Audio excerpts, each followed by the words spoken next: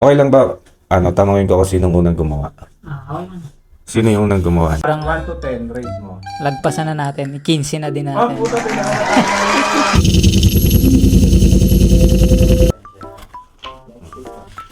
Sound check. Okay lang yun. Pwede yan. Ayan. Dito ulit kami sa shop at kasama namin si Sir. Ison.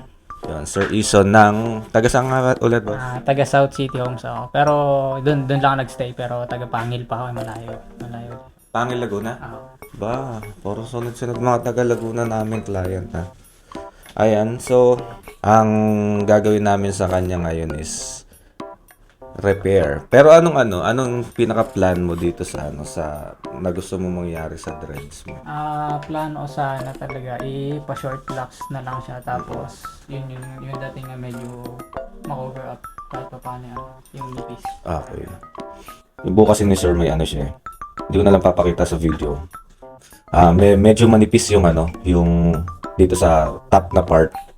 Pero yung sectioning na ginawa, manipis din. Parang pinilit pagkasyahin yung 30 pieces. Tapos yung strands medyo makapal. So hindi kayang i-support ng sectioning yung strand. Kaya yung roots nagtitining. Ayan. Pati yung buhok din ni Sir medyo may kanipisan yung hible. So ayun nga, mas magandang advice ko nga sa'yo. Tanggalin natin yung extensions para gumaan naman siya, para hindi ma-stress yung anit mo.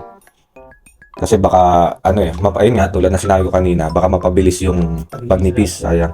Tapos kung gusto mo, pwede naman kami mag-add ng para hindi siya magmukhang manipis, pwede pa naman kami mag-add ng isang layer pa paikot sa crown kasi medyo kaya pa naman to. Dadagdag kami dito. So ayun, okay lang ba tanongin ko kung sinong unang gumawa? Okay man. Sino yung unang gumawa? Naka-blip yun. I-blip-blip ko na lang para fair naman sa kanya.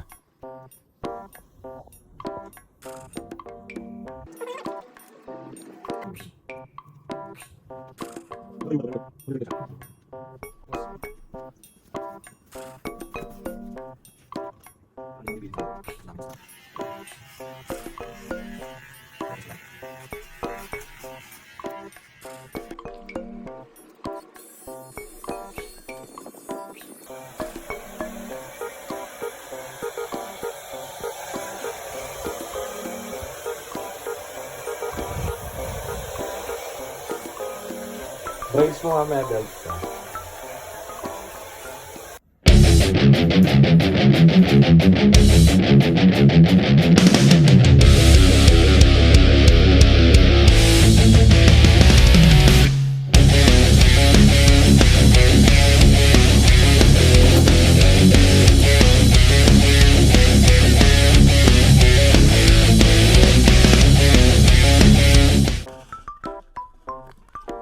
Yo, check. Yan. Yan, tapos na kami. Yan. Ganito ko, malamig kasi. Ayan. So, natapos na namin yung dreads. Sige, check mo dun sa video. Ayan, nakakita niyo naman. So, from long strand yung nakakabit sa kanya before na para sa amin, hindi kayang isupport nung sectioning yung strand na yon. Tapos, feeling ko pinagkasya sa 30 pieces yung top head eh. Ayun, nag-cause ng stress sa anit ni Sir. So ngayon, diniskartehan na natin tsaka naka-braid locks na siya. Ta short locks, natural hair niya, yung short locks sa top.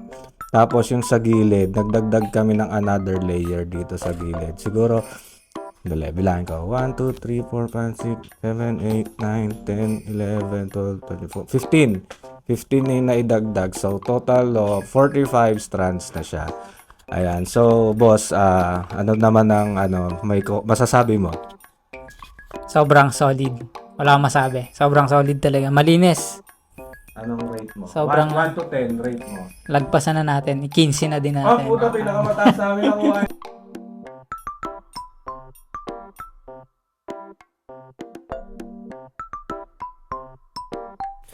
Ayun na nga at nalobat ng mic namin sa part na to, no. So medyo mahaba sana to yung pinag-uusapan namin dito ni Sir.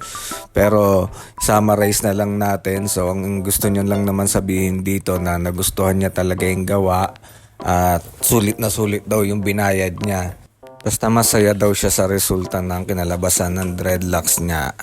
Ayun, kaya na-rate niya kami ng 15 from 1 to 10. Yun, pinakamataas na rate na nakuha namin yun, no? So, ayan, dito na matatapos ang video. So, kung may gusto kayong pagawa or may inquire kayo, message lang kayo sa aming Facebook page, Dready Culture by Adeng Maron, o kaya sa aming TikTok, hanapin nyo lang Adeng Maron o kaya Dready Culture. Ganon din sa Instagram, Adeng Maron or Dready Culture. Pati sa YouTube meron din. Thank you.